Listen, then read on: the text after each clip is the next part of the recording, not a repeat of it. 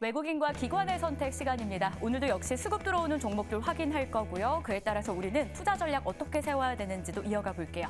6개의 종목부터 확인해 보시죠. 오늘 외국인과 기관은요, 금융주에 대한 러브콜을 보내고 있습니다. 그 가운데서도 신한지주를 좀 꼽아봤는데요. 외국인 쪽에서 지금 4거래 연속 매수세 유입되고요. 기관 쪽에서도 동반 매수 포착되고 있습니다.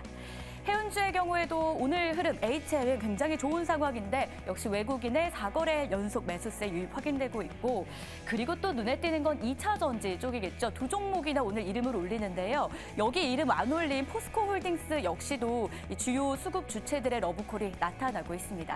특히 LG화학의 경우에는 기관 쪽에서 지금 2거래 연속 4자세를 보이는데 반대로 외국인이 지금 8거래 연속해서 매도하고 있기 때문에 누굴 따라서 우리는 투자해야 되는지 궁금증이 생기고 있습니다.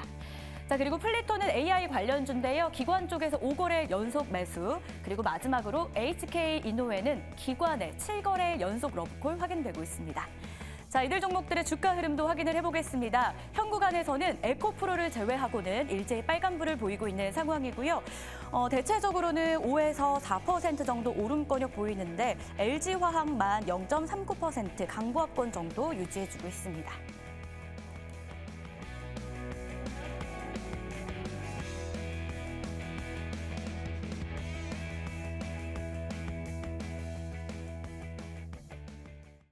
먼저 수급 들어오는 종목들 정리해봤는데 구체적으로 외국인과 기관 따라서 살지 말지 이 전략이 중요해지겠죠. 두 분과 함께 할게요. 나도투자연구소의 이재규 본부장, 다울투자증권 이성웅 차장입니다. 어서 오십시오.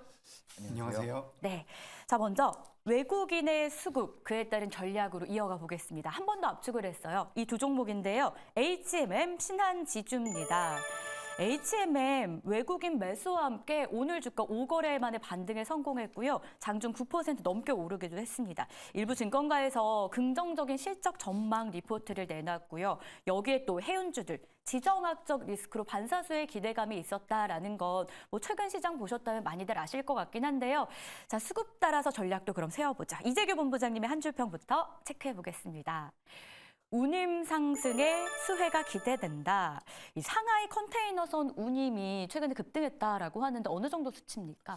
네, 굉장히 많이 급등을 했습니다. 작년 1월 달부터 작년 12월 달부터 네. 올해 1월 달까지 100% 가량 올라오면서 굉장히 네. 많이 올라왔습니다. 지금도 이제 어느 정도 계속해서 고점대를 유지하고 있는 부분인데, 말씀하셨던 것처럼 이 지정학적 리스크가 부각되고 있는 쪽 외에도 계속해서 운임이 올라가고 있다라고 하고 있습니다. 그렇기 때문에 관련되어 있는 기업들 중에서 이제 해운주들 같은 경우는 변동성이 크게 나올 가능성이 있는데, 특히 이제 흥하해운 같은 경우는 유통 물량이 적은 좀 테마성을 가지고 움직였다라고 한다면 HMM 같은 경우는 실제로 추후에 실적이 좋아질 가능성이 굉장히 높다라는 거죠. 네. 그래서 이제 시장에선 할인 쪽에 인수가 된다라는 얘기들이 나오면서 이제 인수 협상 대상자가 나타났다는 것에 의해서 변동성이 좀 먼저 나왔다라고 보고 있는데, 그 이후에 조정 구간을 한 달 정도 받았던 부분이 있고요. 그리고 최근 들어서 이제 오늘 변동성이 다시 한번 나오고 있는데, 이 부분 같은 경우는 어떻게 보면 실적에 대한 기대감이 계속해서 반영될 가능성이 높습니다. 그리고 HMM 같은 경우는 우리가 주봉이나 월봉 기준으로 보더라도 굉장히 장기간 동안 하락을 한 상태예요. 주인이 없었던 상태라고 볼 수가 있기 때문에 지금부터 이 HMM 같은 경우는 악재가 나올 가능성은 굉장히 적다라고 보고 있습니다. 그래서 전 지금부터 우상향의 가능성이 굉장히 높다라고 보고 있기 때문에 오늘 외국인 매수가 들어오고 있죠. 외국인이 굉장히 잘하고 있다, 이렇게 말씀드려보도록 하겠습니다. 아, 외국인 따로 사봐도 괜찮겠다. 이런 쪽으로 좀 시원한 정리 이야기를 들어볼 수 있었는데, 과연 그럼 이성웅 차장님은 어떤 의견일지 역시 한 줄 평으로 보겠습니다. 올해 영업이익 상향 러시라고 남겨주셨습니다. 실적에 대한 포인트가 지금 두 분한테 비슷하게 나오고 있는 것 같아요. 그러면 이성웅 차장님은 어떤 생각이실까요? 일단 해운주 전반에 대한 전망을 긍정적으로 보시는 건지, 아니면 이재규 본부장님처럼 HMM을 따로 놓고 봐도 괜찮은 건지 의견 주시죠. 우선 지금 해운주 같은 경우가 굉장히 정직하면서도 실적에 대해서 예상치를 정직하면서도 알 수 없는 게 바로 이제 해운주라고 좀 볼 수 있거든요. 네.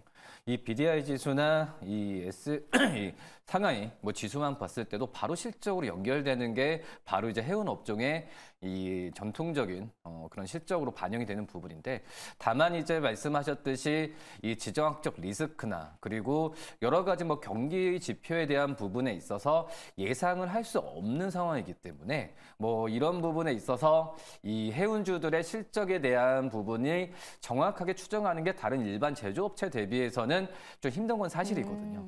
근데 중요한 부분은 제가 타이틀로 말씀을 드렸다시피 상향을 하고 있는 추세잖아요. 저희는 어떻게 보면은 실적도 실적이지만 주가적인 측면으로 접근을 해야 되니까 뭐 그런 부분에 있어서 그 실적을 상향하는 폭도 굉장히 좀 커졌거든요. 원래 올해 영업이익 같은 경우에도 뭐 그전에는 한 1,500억 정도 예상했다가 뭐 큰 폭의 좀 상승폭을 지금 그린 상태라고 좀 말씀드릴 수 있겠는데 그만큼 이제 이런 그 해운주들의 실적 상향 러시하는 부분에 있어서는 저는 오히려 주가적인 측면 투자 심리가 다른 섹터 대비해서 유동성을 크게 몰릴 가능성이 있다라고 좀 생각이 되고 있거든요. 그렇기 때문에 그 중에서도 이 가장 우리나라 캐파가 큰 HMM 쪽에서의 이 기관 쪽에 외국인 쪽에서의 매수에 대한 부분은 계속 이어질 가능성이 크다고 판단되고 있기 때문에 저는 HMM을 단기적인 좀 중장기라기보다도 단기적인 그 모멘텀으로 매수 관점으로 접근해도 나쁘진 않다라고 좀 판단되고 있습니다. 오, 알겠습니다. 외국인 투자자들이 또 이렇게 칭찬받기는 방송하고 처음인 것 같다는 생각도 드는데 이재규 본부장님의 어떤 칭찬을 들은 외국인 투자자들 그럼 따라 사봐도 될지 팻말로 한번 정리해 보겠습니다. 들어주시죠. 네, 두 분 다 HMM 지금 자리에서 매수 괜찮겠다. 수급에 대한 전략 들어봤고요. 두 번째 종목으로 한번 넘어가 볼까요? 금융주도 꽤 많은 관심이 오늘 좀 쏟아지고 있어요. 수급 측면에서요. 그중에서 신한지주를 준비해 봤는데 이재규 본부장님의 한 줄 평을 한번 보겠습니다. 금융업종 상승세, 업종 전체에 대한 이야기를 좀 들어볼 수 있을 것 같아요. 일단 금융주, 현 구간에서 가장 큰 매력 포인트는 뭐길래 주가도 상승하고 수급도 유입되는 걸까요? 일단 뭐 금융주들 같은 경우는 실적적으로 굉장히 안정적이죠. 실적적인 부분에서 안정적인 부분이 지금 시장에서 어느 정도 부각이 되고 있는데 네. 지금 이제 2024년도 같은 경우에도 우리가 순이자 마진이라고 합니다. 은행이 벌어들이는 돈을 이제 벌어들이는 수익을 만들어내는 가장 핵심적인 그런 사업부라고 보시면 될 것 같은데 이 순이자 마진이 계속해서 높아질 가능성이 높다라는 거죠. 그래서 우리가 대출을 받을 때와 그리고 뭐 예금을 했을 때 이자가 다르죠. 이런 이자의 차이를 네. 말한다라고 보시면 될 것 같은데 이 부분에서 이제 은행에서 매출이 계속해서 이제 좀 안정적으로 나올 수 있다. 이 부분이 좀 부각이 되는 것 같고요. 그리고 작년에 우리가 따져봐야 되는 것이 이 배당 기준일이 좀 바뀌었습니다. 맞아요. 그래서 이제 은행주들 같은 경우는 분기 배당을 하는데 그렇기 때문에 작년 결산 배당과 올해 1분기 배당을 동시에 받을 수 있는 기회가 이 금융주에는 지금 나와 있다라고 보시면 될 것 같습니다. 그래서 1월 중후반부터 이제 매수를 좀 한다라고 한다면 배당을 2번 받을 가능성이 높다라는 네. 거죠.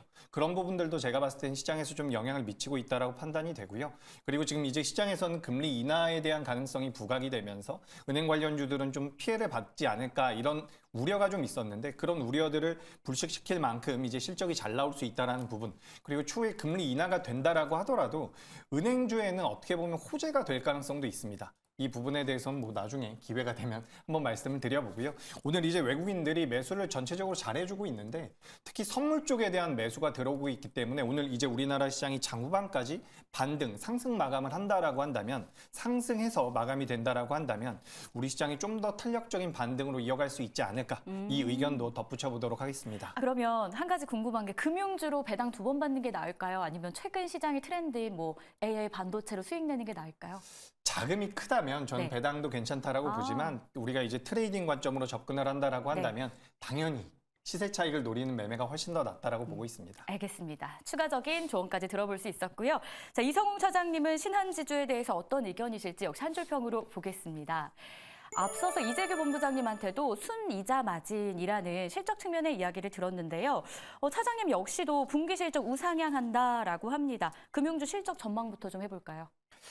우선 그 은행의 가장 큰 본업이라고 할 수 있는 부분이 이제 순이자 마진이잖아요. 근데 이제 뭐 연간으로 본다고 한다면은 순이자 마진이 폭이 좀 증가하겠지만은 이 작년 이제 분기 3, 4분기부터 이제 그 이율이나 금리 부분이 좀 올라가는 게 정체되어 있는 건 사실이거든요.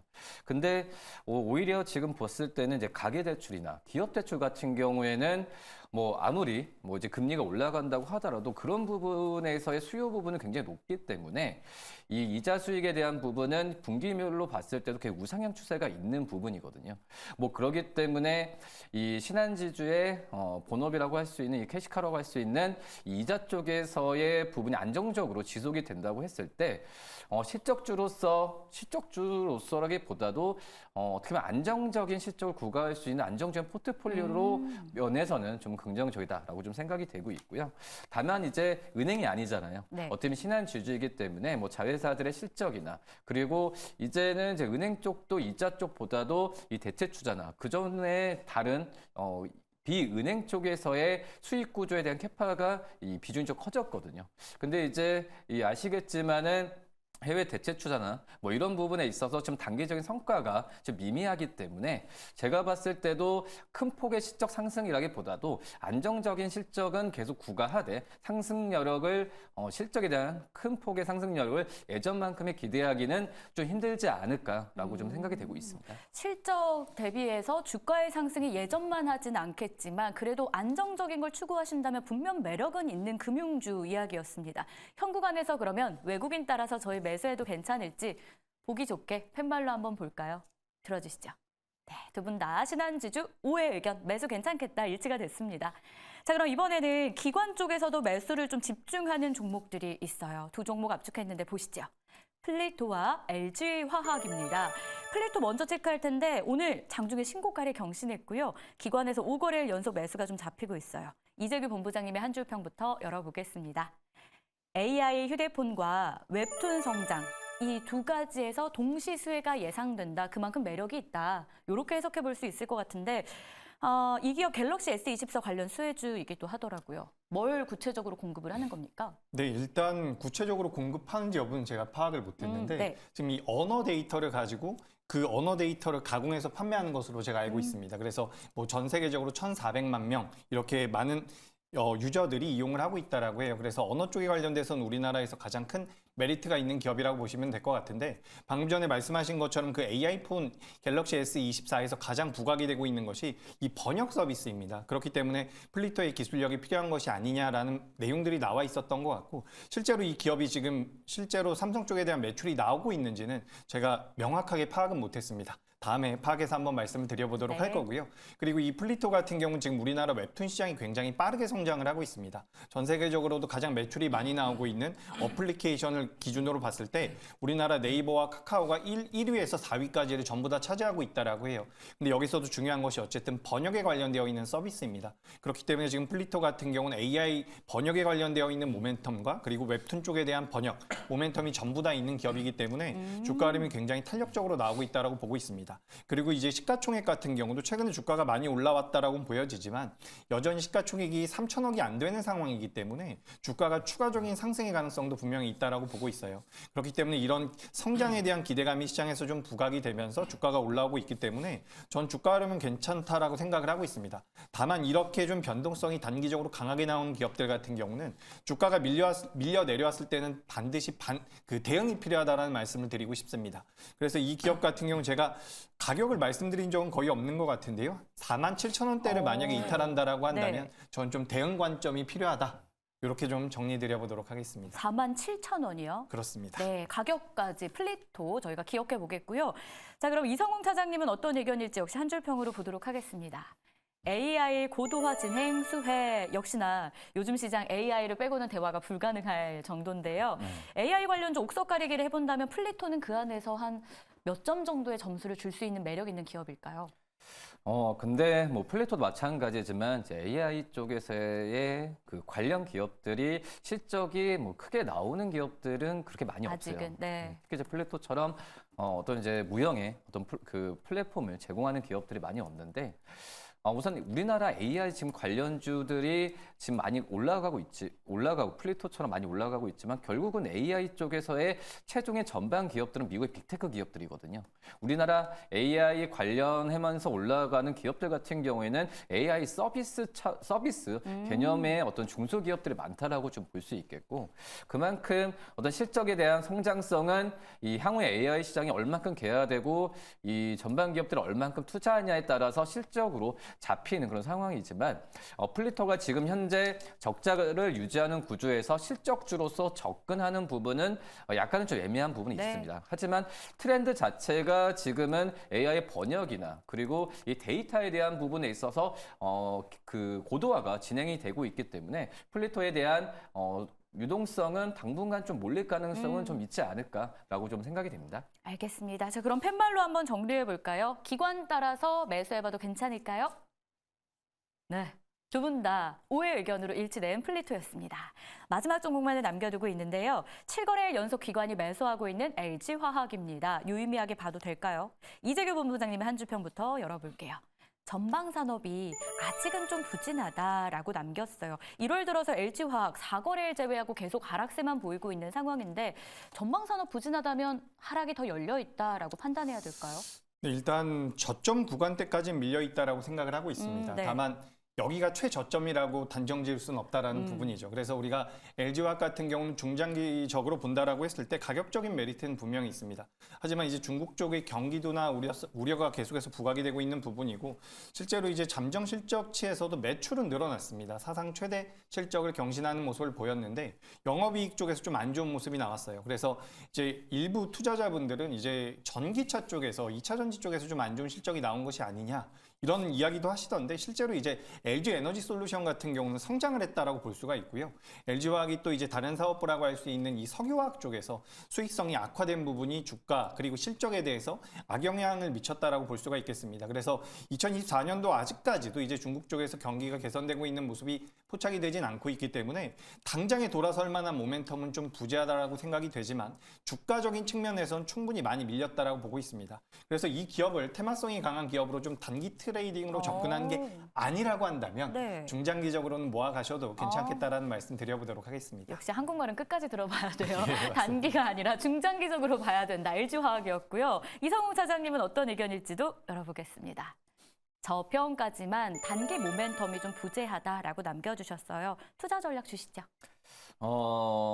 글쎄요, 저는 이제 매수 관점을 좀 말씀을 드리지만은 정말 좀 비중은 분할 매수 관점으로 네. 그리고 포트에서는 대형주지만 10%는 안 넘기셨으면 좋겠다라고 좀 생각이 되고 있고, 앞서서 말씀하셨듯이 석유화학 쪽에서의 레깅 효과나 여러 가지 부분에 있어서는 또 납사 가격도 그렇고 실적이 단기적으로 올라갈 수 있을 만한 여건은 지금은 좀 눈에 잘 보이진 않고 있어요. 하지만 저평가 구간은 역사적으로 봤을 때는 계속 맞다라고 좀 볼 수 있겠고, 그러기 때문에 지금 현재는 이 ASP 여러 가지 부분에 있어서 반등에 대한 시점 부분이 반등의 시점 찾는 것보다도 이 하락하는 부분에 있어서 이 마무리 국면에 있는 부분을 좀 확인하면서 들어갈 필요가 좀 있지 않을까라고 좀 생각이 되면서 이 분할 매수 관점에서 비중은 크지 않게 좀 네. 낮게 진행하셨으면 좋겠습니다. 알겠습니다. 꼼꼼한 전략이었는데 팻말로 한번 정리해 볼까요? LG화학 기간 따라서 현 구간 매수 괜찮을까요?